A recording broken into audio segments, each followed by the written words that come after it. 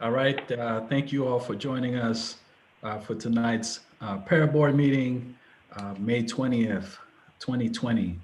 I'm going to call this meeting to order. We will go into a roll call. Chairman Figueroa, Present? Mr. Rankin, Here. Ms. Fizzolay, absent. Mr. Cohen, absent. Mr. Rita, Here. present. Ms. D, Here. Mr. Here. Ms. Swearingen, Here. and Ms. Ray. Here. Okay, 7 present, 2 absent. You have a quorum. all right, thank you very much, appreciate that. I guess before we jump into our order of business, just want to say a few words. I know that we unfortunately haven't been able to meet for a couple of months. As we all know, world events have pretty much dictated that normal course of business is no longer the normal course of business. And so we're having to figure out new ways to operate and to continue with our specific work here in the city of Providence. So I want to thank you all for taking time out of your schedule to attend this meeting tonight, including those that are also in attendance, audience attendance. This has been a difficult time for our city, for our state, for our country, and people all over the world. My hope is that we find good health and can get rid of this pandemic sooner rather than later, although history and science seems to be indicating otherwise. So in the meantime, I just wish you all good health. Make sure that you keep social distancing. And for us, in regards to our work here at Para, that work continues to move forward, although it'll probably move forward more in a technical distance type of way like we're doing now. But our work still continues. Our mediations, our investigations will still continue moving forward. Okay, so let's see. First item up is the approval, a vote to approve February meeting minutes. Hopefully you've all had an opportunity to review those minutes. We can entertain a motion to approve. So moved. Okay, do we have a second? Second. Okay, discussion? All in favor? Aye. Aye. Opposed? Abstain? Okay, February minutes pass. Excuse me, Chair, can I just ask one question? Absolutely. Just so the stenographic reporter can follow along. Okay. If you ask her to read each item, and then she can read it out loud, also so the people who are on the phone or may not have the agenda in front of them, they can hear the item read. And also, could you just... I'm sorry, which item are you referring to? The item on the agenda? Like each item, yes, on the agenda. Okay. And then, can you just remind us, we just missed the mover and seconder for item number 2? Yeah. Move. So who was first? Was it you, Susan? Susan? Yep. Who was second? Elise. Elise? And okay, so would you like us to share the agenda? I don't know if you will like that, Chair. We can show you what it's going to look like real quick. yeah. But you might prefer to see each other's faces on the screen, and a bigger screen, as opposed to having this take up so much of the screen. What would your preference? Elise? I think Nick, you can actually stretch, and so you can make the agenda smaller on your screen. And if you see them right in there, you can make them as big as you want and the agenda as small as you want. I'm not controlling the screen. Oh, it's on your own personal screen. Okay, now we're getting fancy here. Yeah, that might be a little fancy, Elise. So see where if you scroll over like the pictures on the right-hand side and then just in the middle, you'll see a little bar that pops up, sort of like a Word document. Yeah. You can slide it a little bit to the right or to the left. You can adjust it. If you just kind of play around, your mouse will turn into a double-sided arrow as opposed to the regular pointer. Okay. I'm doing this on an iPad, so I don't have the same. Oh, yep. Yeah, it's not allowing me to do that, but that's okay. I mean, All right, totally up to you. yeah. Sorry. It's up to you, Chair. Would you prefer to see the boxes or the agenda? I prefer to see the boxes, but maybe what we could do is just rotate between the two as we move from one item to the next. Okay, or the stenographic reporter can just read it out loud. Okay. All right. Yeah. Let's do that. Let's do that. Okay, So, sorry for the interruption. Yep. So that motion passes, and we could just move on to the next item on the agenda, please. Item number 3, discussion and potential vote para strategic planning RFP. Okay. So as you all know, we've been having discussions since earlier this year about creating a strategic plan and moving forward with that process. So we're here to kind of talk about that and see where we end up next. Jose, I will turn it over to you so you can give a little more background in terms of what's been done to this point. Yeah, absolutely. I'll just say really quickly, I want to echo what Nick said. Thank you all for being here and for cooperating. It's been a crazy 2-3 months. Feels like 2-3 years, but thank you all. So let's begin. Let's begin with kind of getting context for where we are. We put forward an RFP with a total budget of $25,000, asking for people to submit proposals to us. This is way back in early February. The deadline for the public to submit proposals to us was St. Patrick's Day, which happened to be like right the first week of the shutdown. So the shutdown really didn't get in the way of people making submissions to us, which is good. Nevertheless, we received one submission. And I don't know if you folks hear the motorcycles outside. If you do, I'm sorry. So we received one submission. It was from a local member of the nonprofit community named Simon Moore, who I happen to know very well, and I'm very open about that. I just want to say very quickly a little bit about why I think a strategic plan is important, and then obviously the most important part of the discussion is giving all you folks an opportunity to tell us what you think about it, about having a strategic plan, about this particular proposal that we received, and maybe even have a vote, right? So the first thing I'll tell you is financially, we put out a limit of $25,000. Simon's proposal came back at $22,800. So just so you know about dollars and cents. By way of background, Simon is somebody who is born and raised in Providence, Rhode Island. He is, for a long time, he had Nick's job before Nick had it. Like he was the executive director of College Visions, somebody who is super committed to social justice, somebody who's been part of Providence community for a long time, and somebody who I think is very capable of leading the sort of conversation that I hope exists as a result of the strategic plan. But the last thing I'll say quickly about the importance of it, and then I wanted to open up to dialogue. I'll just say, the reason why I proposed that this board have a strategic plan is because I think we need one, right? On the one hand, we're kind of beginning year 3, if you will. The very first meeting Para had was April 2018. I was hired for April 2019. And so this is the beginning of year 3. And on the one hand, there's a lot of concrete things to point to in terms of progress and things going well.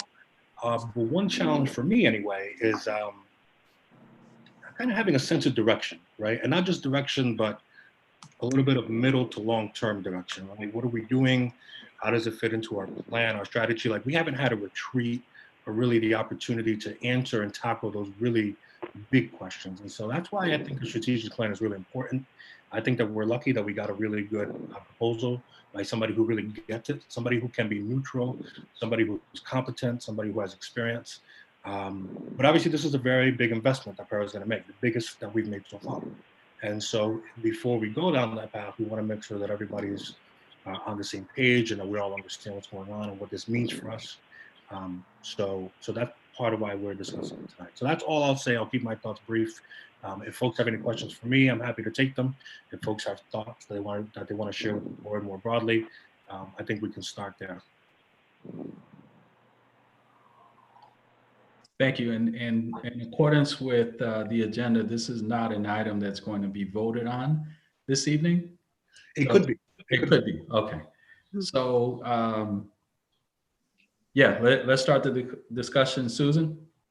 Yeah, I agree that we do need a strategic plan because we have so many, players and so many different facets that we need to figure out what direction that we're going in.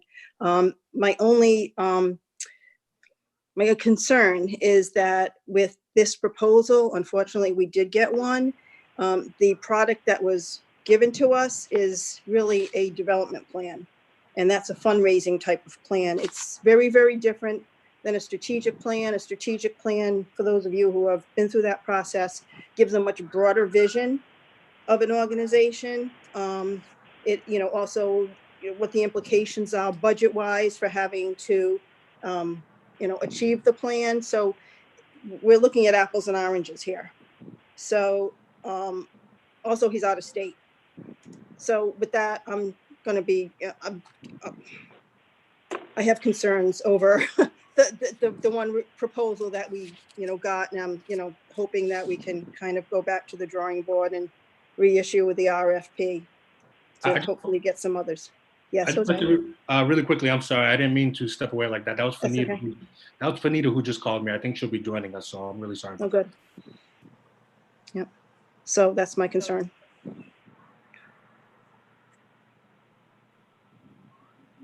Nick, you're muted. Oh, there you go. Great. Thank you, Susan. Any other thoughts?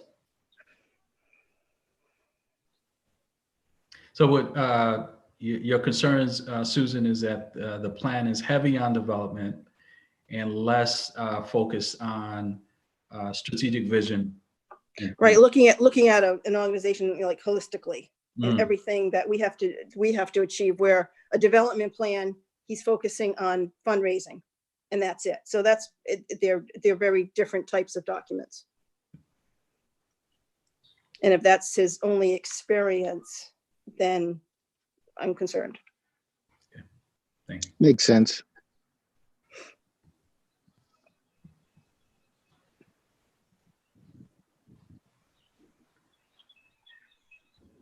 Any other thoughts from committee members?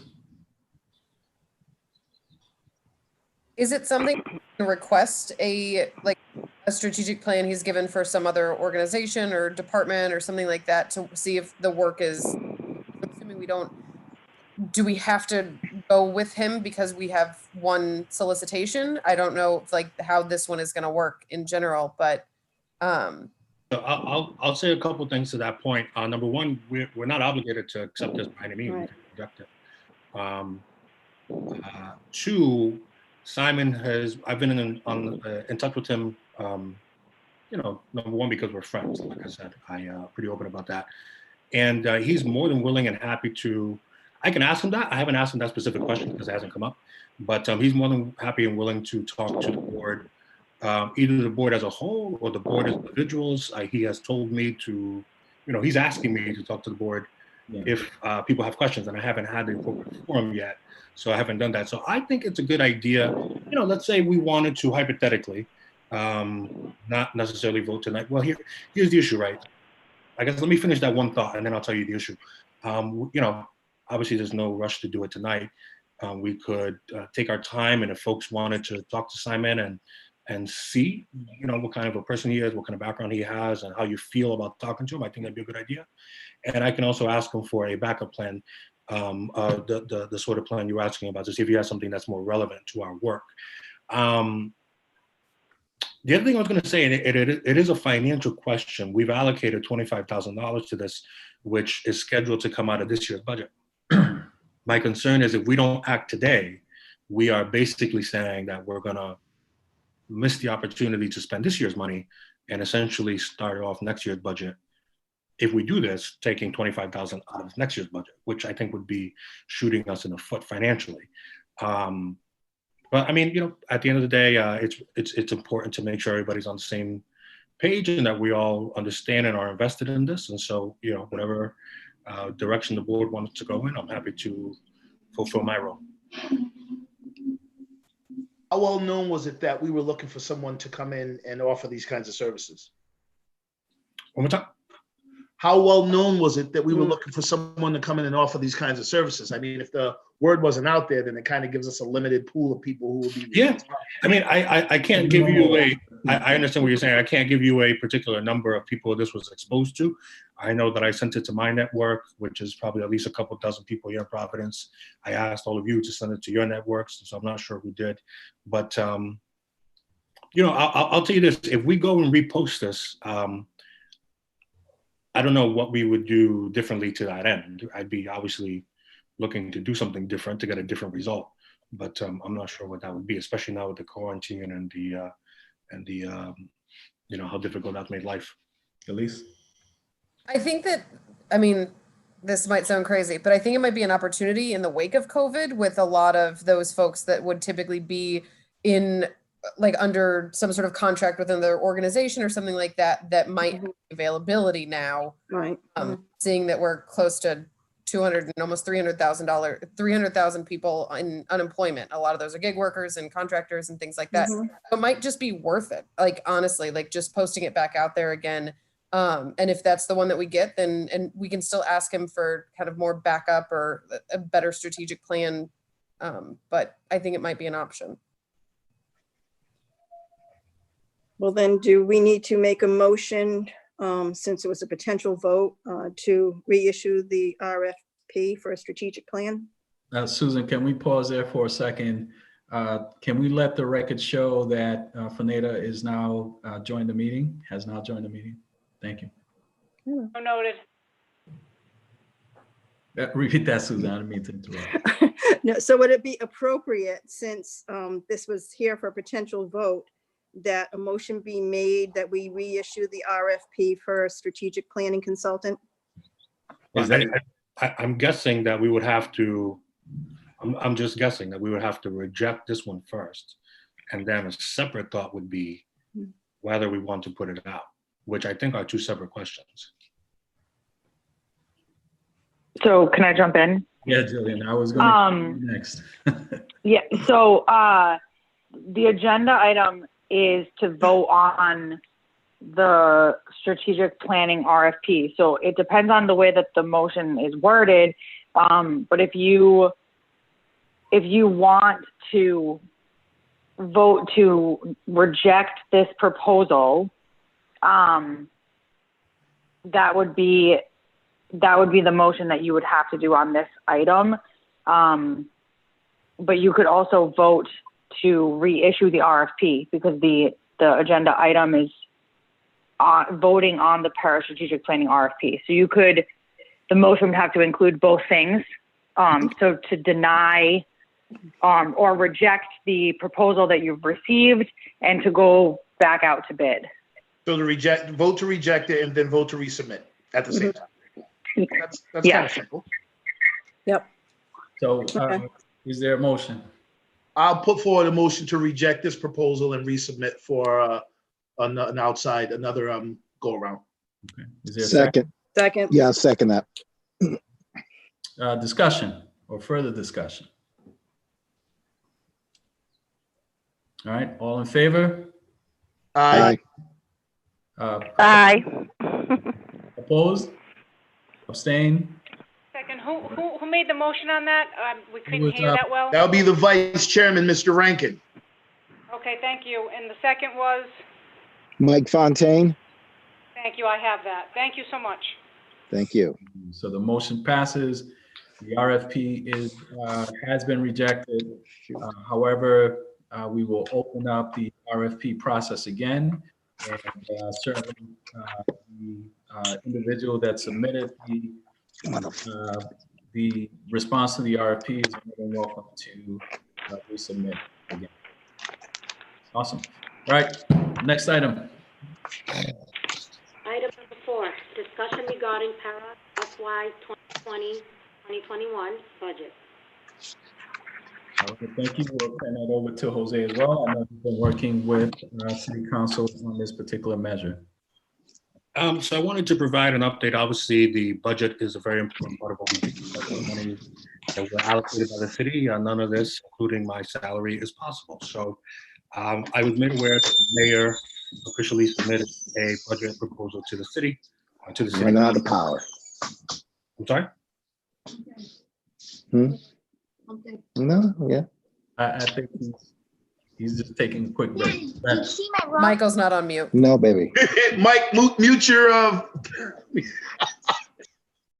your Sorry, microphone. I have to come in and get my laptop and running out of power. Sorry, You're guys. having a progressive moment. That's my daughter. Just mute yourself in the meantime, Michael. Sorry about that. It's all right.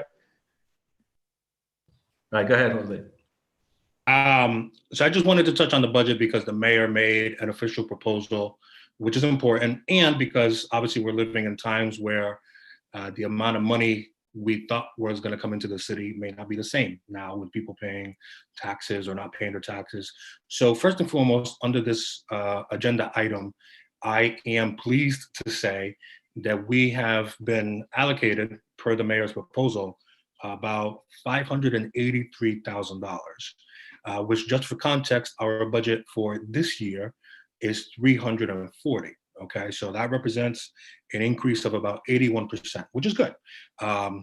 We had requested 716, and so I understand that, folks. It's not common to be allocated exactly what you asked for. That's without a significant increase in the budget.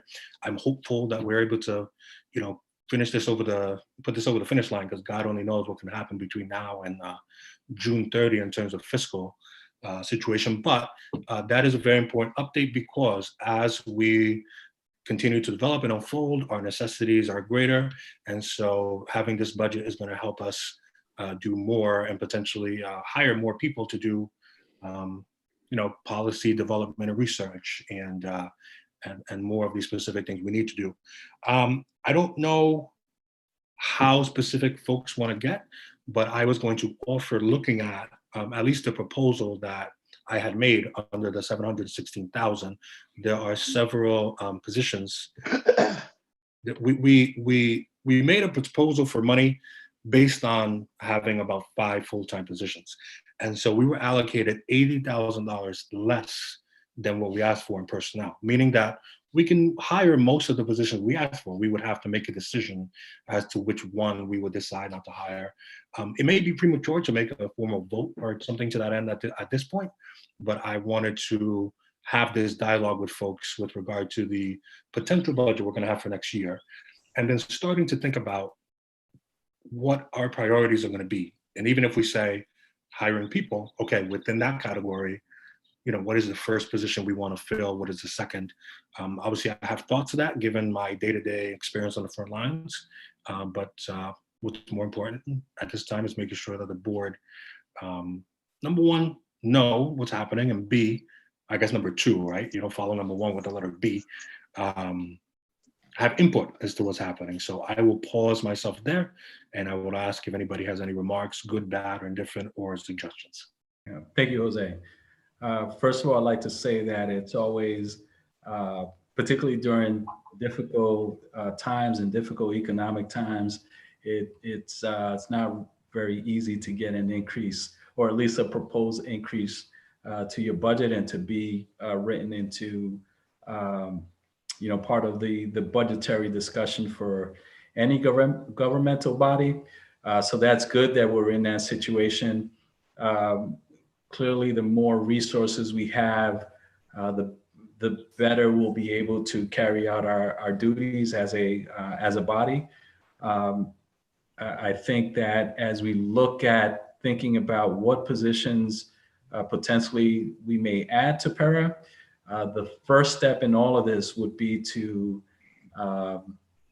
get the strategic plan in place. So this way we can have that vision of where we're going, and essentially what tools we will need to get there. And part of, and I know that the hope was that we could potentially move forward with at least beginning that process for a strategic plan tonight. But clearly we will need to do that sooner rather than later, so that if we are in a position where we have more resources, we can have a game plan written down that we can follow. Others?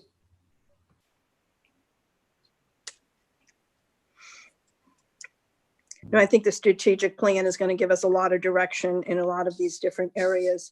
Let me just ask Jose, have you heard anything about going before the finance committee or speaking with any council people about this? So I am going to, so short answer is no, I haven't heard anything about it in terms of being asked or being invited or anything of that sort. I did have a brief conversation with Councilwoman Harris, and the way she explained it to me was that I, to quote her, should invite myself, which is something that I'm not, generally in life, I'm not somebody who tends to invite myself to many things, but this is something that's important enough that I think I will. And so on my list of things to follow up on is with the city clerk, to get myself on the agenda to speak to the finance committee, because I would very much so welcome the opportunity to tell the finance committee what we're working on and why this money is important to our mission. Yeah, I think that's important. Thanks.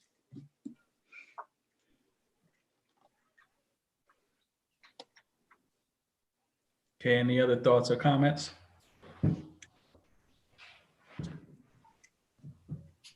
We have an idea of the kind of money we're going to receive, correct? We know what the mayor proposed, and the only one question that's foreseeable in my mind is how much money is the city going to receive, or how much less is it going to receive than it expected, Although the mayor did put out the budget maybe recently, like 2-3 weeks ago, and so I figure if it was released within the recent future, he has some idea as to what happening, It'd be different if he proposed this in February and now we're looking at it again, but this was just like 2-3 weeks ago. So I'm optimistic that we're going to get something in that ballpark, but I don't want to take that for granted. I want to make sure that we get that, because it'd be good precedent, right? 584, we can show what we're doing with that. And maybe next year we get to 716 that I was asking for, or even more, right? Because I know that there's a vast amount of work that we could be doing if we had a little bit more, either the plan to give us direction, more personnel to give us a little bit more help, but the work is there. Well, I think a course of action for that right now would be plan A, plan B, best case, worst case, right? So we figure what are the positions that we feel would be most important for us to have based on the lowest estimation of money that we would receive for our budget. And then we have a wish list of what we would do if we were given everything that we want. Yeah. And thankfully we have some wiggle room. So we are in a little bit of luxury, if you will, or at least we will be. Okay. Then if not, there's always robbing people, so.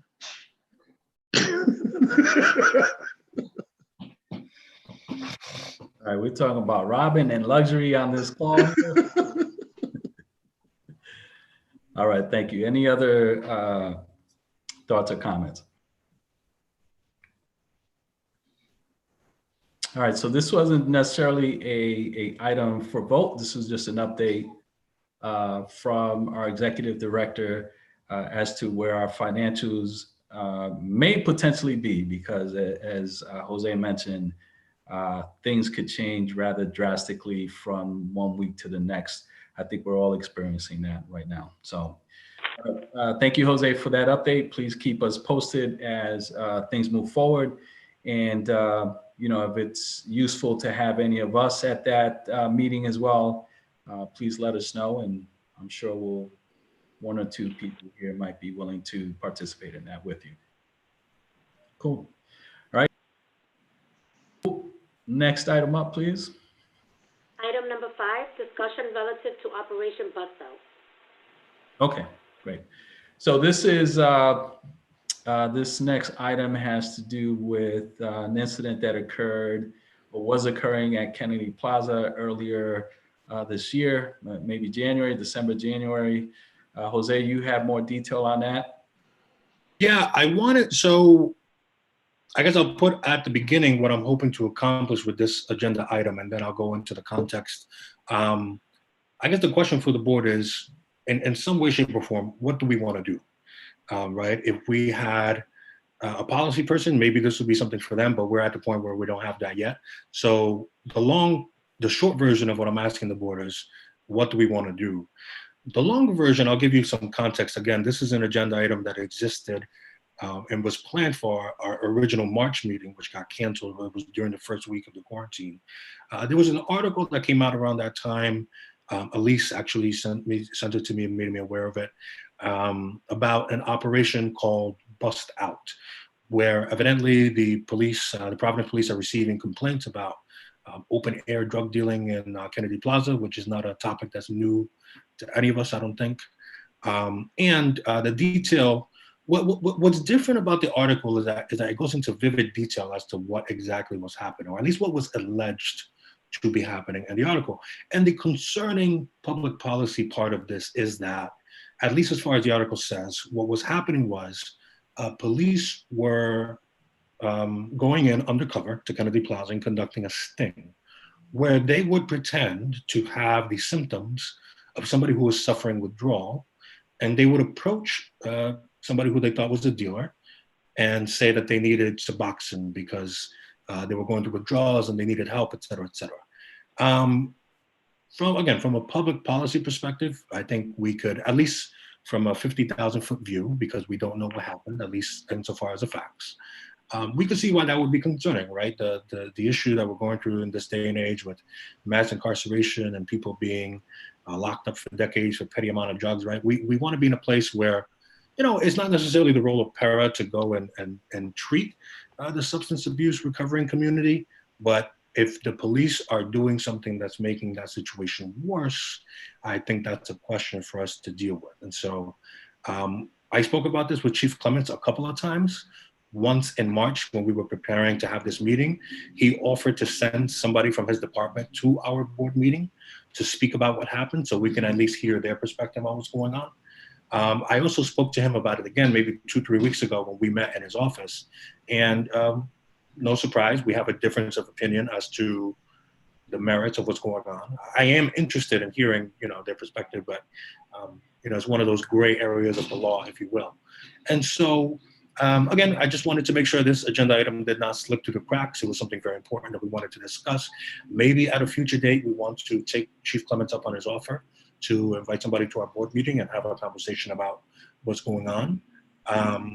But in terms of the what is the big crock pot of para work, right? We have our investigations and mediations, we have our community outreach.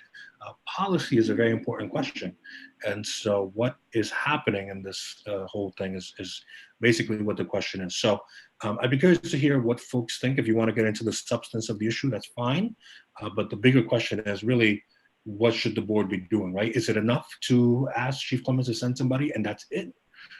Should we be doing an investigation and asking them for certain documents? Should we, it's really open. So I'd be curious to hear what people think about that.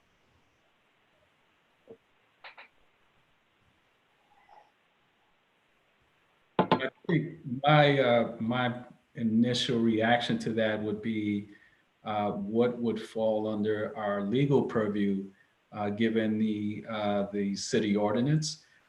Typically, what we do is we initiate investigations based on complaints that are filed, and this is a situation where there are no complaints filed with para.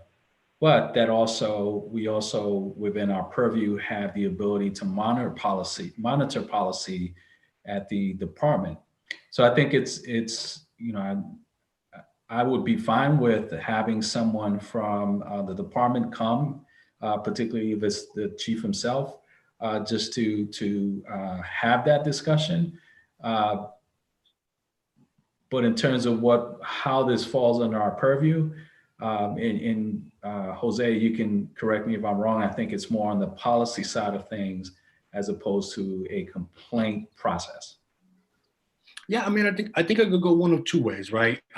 Even if nobody files a complaint, para always has the ability, or at least whoever's executive director has the ability to file one on behalf of Para, right? And even if we don't go about filing a complaint per se, the statute says that we can monitor any independent investigations going on or look into the policy, right? So one simple way to go about this, and that I think I would approach, right, if it were my suggestion, I would, send over the chief or whoever in the police department a nice letter on the fancy para letterhead that we have now, and say something along the lines of, hey, chief, we've become aware of the situation. Can you please advise us as to what Providence police policy? Well, I would distinguish between policy and practice, right? Because one issue might be the policy, and lo and behold, we might find out that what's actually happening on the ground is not policy but practice. So I would ask something like, chief, can you please advise us as to what the policy and practice is regarding stings, right? These undercover operations. And then they could either respond in writing to us or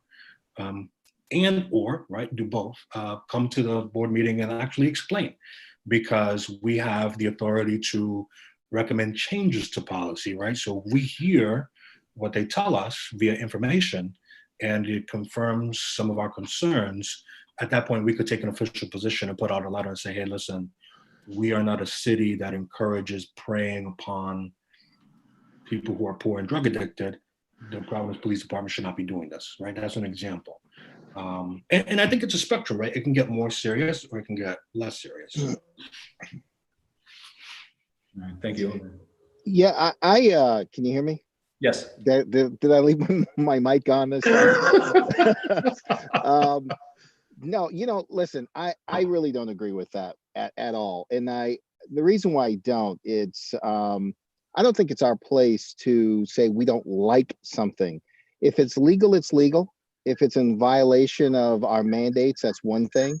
But I still believe, because this is all right now, as I can see, it's kind of dressed in this is with the recovery community. Well, say it's somebody who's saying, hey, I ran out of Oxy. My leg is killing me. Could I have some? Whether or not you're saying it's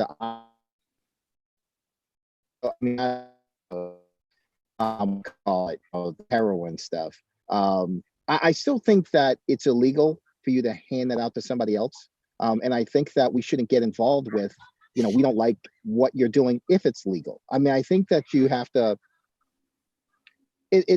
I understand in the general sense, if we see some activity that was like Nick said, basically violative of our conduct or our mandates. But I think going out and saying, hey, we don't like the fact that you're doing this because we think you're targeting this group, but it's actual legal activity. I just don't think that's what we're supposed to do. I think that we need to stick within our mandate. Otherwise, now we're picking sides before we even get to if anyone did anything legally wrong, procedurally wrong, has anything to do with violation of civil rights or anything else like that. If that was determined from an arrest, okay, that's one thing. Michael, let me ask you, are you? Michael, He's frozen. Yeah, froze. Okay, go ahead. All right. So not saying this is the case because I don't know enough, but wouldn't it almost sounds like this is a entrapment process, and if it's not legal entrapment. Entrapment is getting someone to do something they wouldn't do on their own. So if I came to someone, I said, hey, you want to sell me drugs? And they say, sure. That's not entrapment. What's entrapment is if I go, hey, you want to sell me drugs? I go, well, no. You go, oh, come on. And there's a certain amount of governmental pressure to pressure someone into something they wouldn't ordinarily do. That's entrapment. But if I walk up to someone and I say, hey, listen, I need this. Will you give it to me? And they go, yeah. Oh, not give it to me. Sell it to me. Mike, I have to push back on that one because I do work with the recovery community. And, if it's characterized as, if we're walking through the neighborhood and it's like, got that weed, got that coke, and we're like, what? And we go and respond to that, that's one thing. But if you have an officer with a CI targeting individuals specifically to approach them and then say, oh, I'm going through withdrawal, man. I'm hurting real bad. Can you give me some Suboxone? That's a different story. No, I think what makes it a different story is because we're looking at the story itself, not the transaction. And it's just take away the fact that you're saying somebody is trying to recover from something. If you remove that out of it, that's why I said, if I came up to you and I said, oh man, I have a bad back, it's killing me, I need some oxycodone, help me out. You'd say, well, that's oxycodone. And I'm not going to argue the legalities, right? Because I know that the Attorney General's office has said that these people sold drugs. So under Rhode Island general laws, they exchange drugs or money for drugs. So they're quote unquote drug dealers. That's not an arguable fact. The arguable fact is, why did you target these specific individuals? Because if you're going to allocate assets for months, because it's such an egregious open air market downtown, that you only net $427 in like what? I think it was like the majority of the things that were taken were, let me see here, 38 doses of Suboxone, 25 doses of clozapam, 9 doses of alprazolam, 5 doses of hydrocodone, 2 things of heroin, 2 things of crack, 1 of Adderall, and 1 unknown. Now I know that the press conference talked about fentanyl and all these other things. I don't see any mentions of fentanyl. So I'm not going to argue or try and present the argument that if you're exchanging drugs for money, you're a downtrodden person that's deserving of our pat on the back and saying that you were wrongfully accused of something. You committed a crime. That's real. But the question is, why are you being targeted? Because it's a target. But again, what I said was, if you have some other reason that you can say someone is being targeted based on a violation of a civil right, if you're saying they're somehow a protected class, they're only targeting minorities, they're only targeting something, that's a little bit different. But if you're talking about the act itself, which is legal, you're just going to substitute what's being sold or what's being transferred. That's where you're making a call. You're making a moral judgment on something, I think. But I just don't think that that's something we should be doing, calling those balls and strikes. If it's a Michael, you keep freezing. Froze up, Mike. Class twos, yes, absolutely. Can you repeat that because you froze up? A little closer to my house. No, I just said if you're trying, I'll get a little closer. I said if you're trying to, if this is an argument that you're making where someone is a protected class, if you're saying that there's some sort of civil rights violation or a constitutional violation, I'm 100% agreement. What I'm saying that using Suboxone, someone's trying to recover, if you just substitute that with oxycodone, someone has some other type of injury, it doesn't wash with the oxycodone.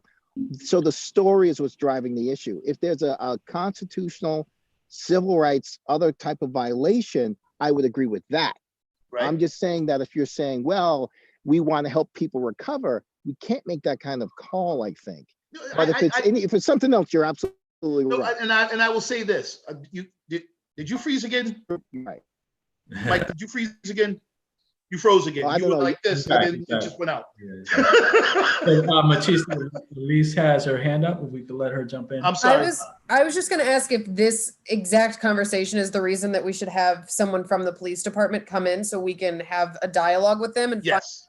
And if it is policy versus practice or anything like that, you straight up ask, like, this is what it is, and it's public record, and we get those answers that Matista we all want. And so I think it should be a way to do it that way. I think also, I hope I'm not cutting you off, Elise, but I think also it'd be helpful because there was a lot of mention of body camera. Right. And body camera. So I think that would answer any and all questions about how this was executed. Yeah. Okay. I mean, I forwarded the article to Jose, so like we're on the same page. But like, it's, like, let's be real here. But absolutely. This is one of those reasons that we should have this conversation, because we're having it amongst ourselves and trying to figure it out when we could just talk to the people who did it. Right. Good call. Good call. Yeah, that works for me. Me too. Thank you. So it looks like we're in favor of having representation from law enforcement join us at our next meeting to be able to answer some of these questions. All right, thank you, folks. We'll move on to our next agenda item. Item number 6, update and discussion relative to para-investigative and medication procedures. All right, thank you. With that, I'll turn that over to Jose as well.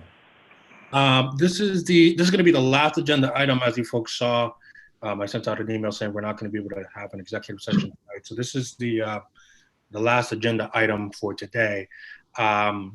And then the presumption is we're going to continue with monthly meetings. Who knows if the next one we'll be able to do in person. If we can, great. If not, we'll just do this again because it seems to be working very well, at least so far.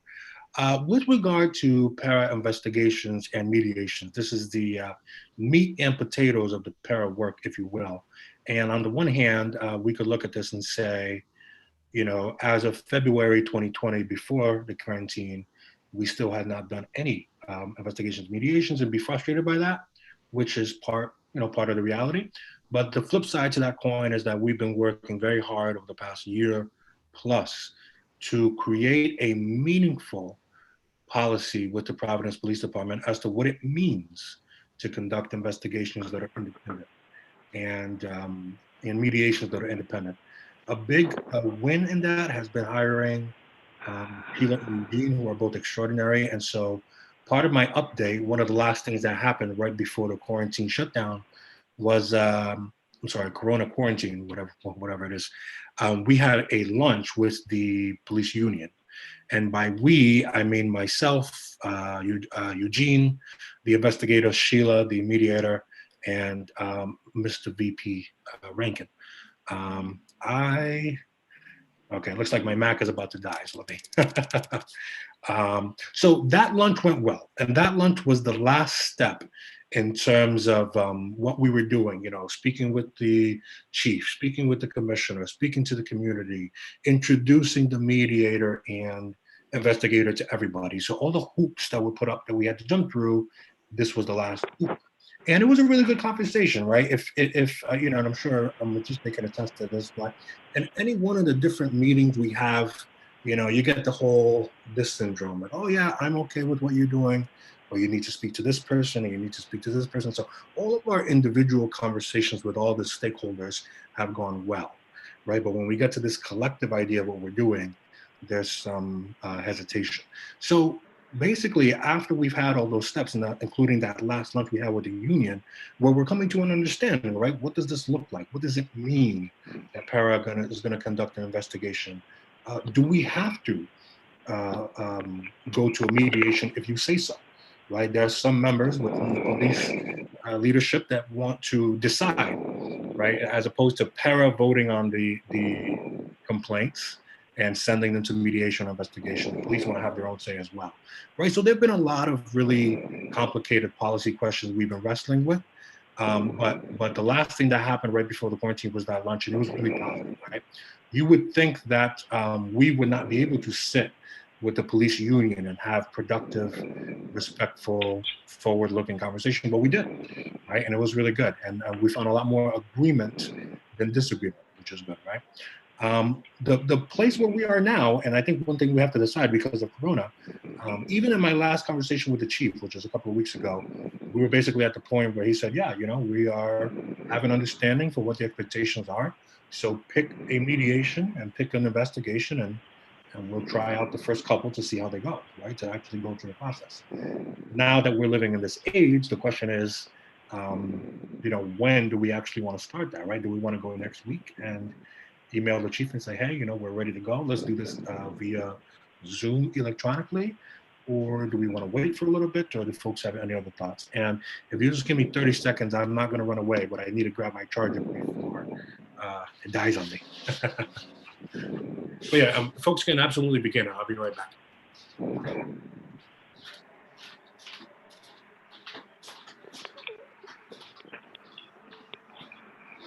Thank you. So many thoughts on what Jose has presented so far? Hello, may I speak? Yes, of course, always. Okay.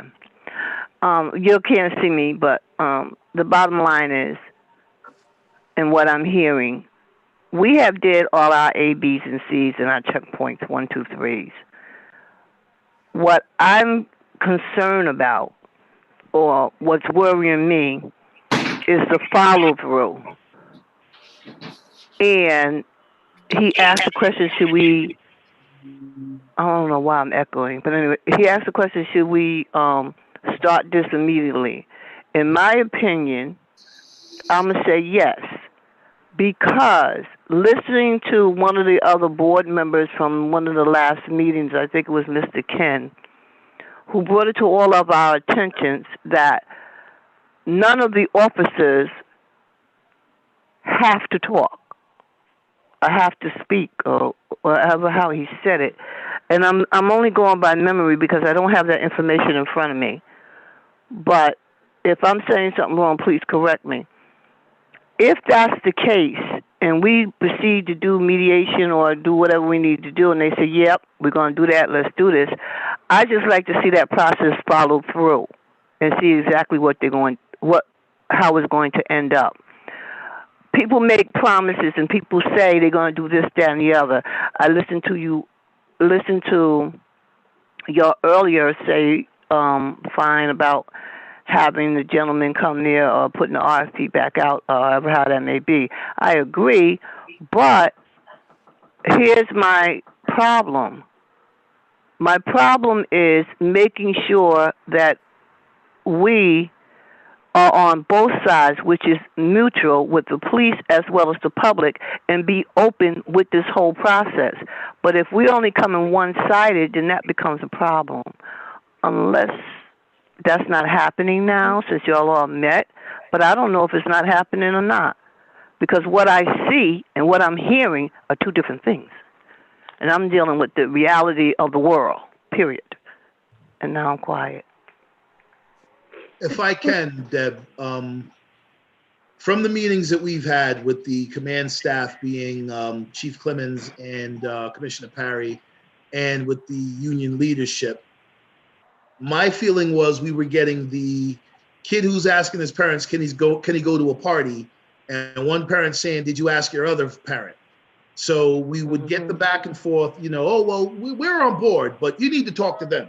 Well, we have our concerns, but have you talked to them?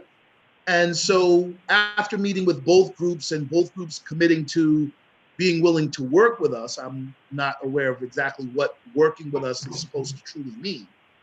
Okay. There's some sort of an agreement that we're going to be moving forward, right? And it's like, oh, yeah. Now, the understanding from the union, and I can understand why they feel this way, is that an external body looking at the work of the officers could be something where guys would be unjustly judged, and we would be judge, jury, and executioner, which we've tried to offer as many assurances as possible under the statute that that's not what our role or goal is. It's to root out behavior that's untoward to the public.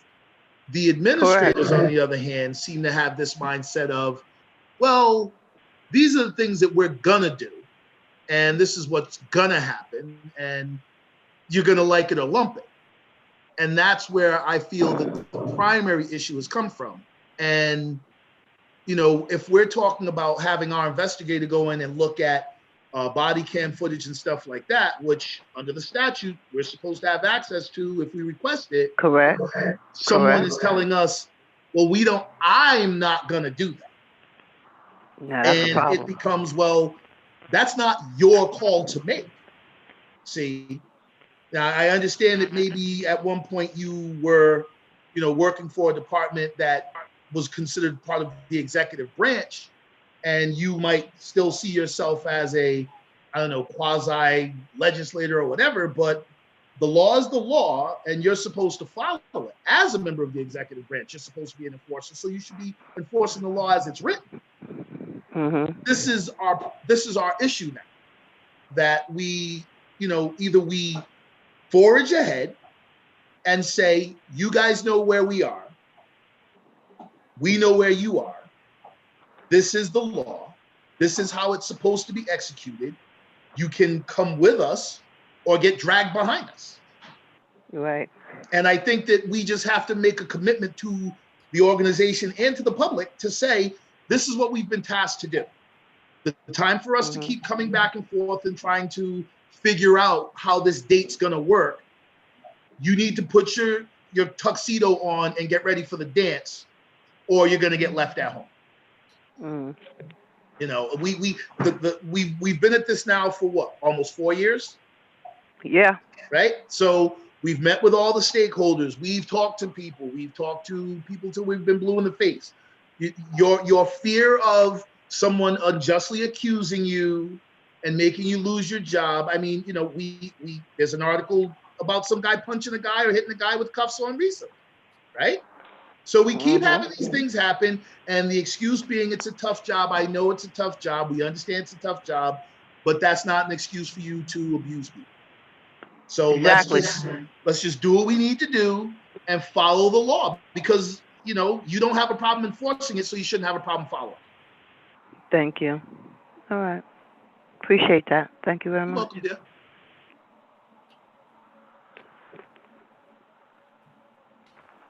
All right, thank you for that. Any other thoughts or comments before we move on?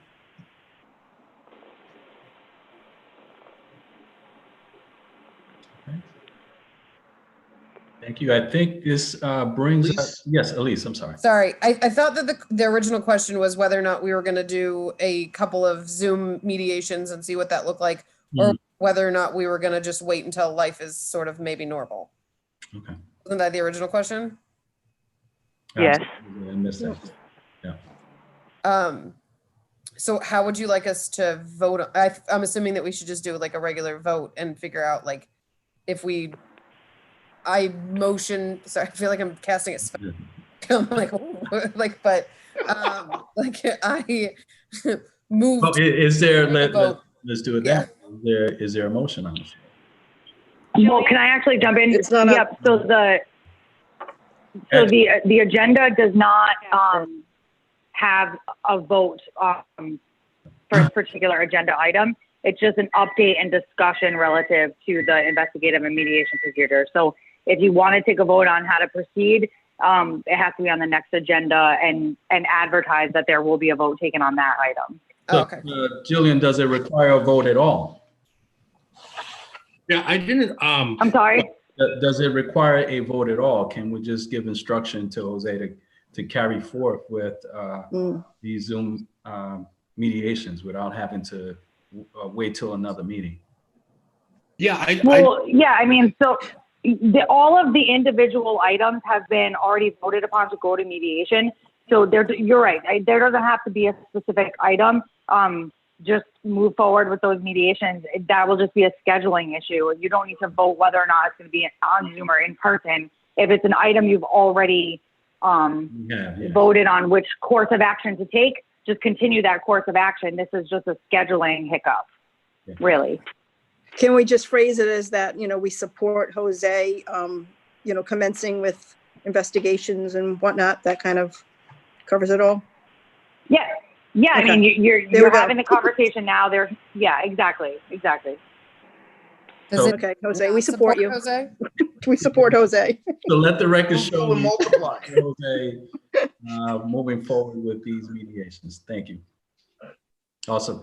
I think that resolves it, right, Elise? Yeah. Yeah. You have our support, buddy. That's right. Wait. So just to make sure I'm on the same page, that we do think that we should move forward with this virtually. Yes. Yeah, man, this is life. Yes. This is right. Yeah. Cool. All right, we're all on the same page on that. All right, so moving on to the next portion of the meeting, which is the end of the meeting, if I'm to understand, right? So we won't have an executive session tonight. What I'd like to do is adjourn this meeting. Chairman Figueroa? Yes? Can you just please continue the item? I need a motion to continue that item. If you're going to have it on the next agenda. Oh, that's the item. Okay. So you have a motion? So moved. Susan, second? Seconded. Second. I'm sorry. That's okay, Ms. Deb. Discussion, all in favor? Aye. Aye. Opposed? Abstain? Motion passes. All right, so we will continue that at the next meeting. This particular meeting is adjourned. Please stay healthy and looking forward to seeing you all in a month's time. May I have a All motion right. to adjourn? May I have a motion to adjourn, please? Motion to adjourn this meeting? Second? Oh, All in Jesus. favor? I mean, no, discussion. All in favor? Aye. Hi. Motion passes. I told you I was a little rusty. Hey, that's all right. The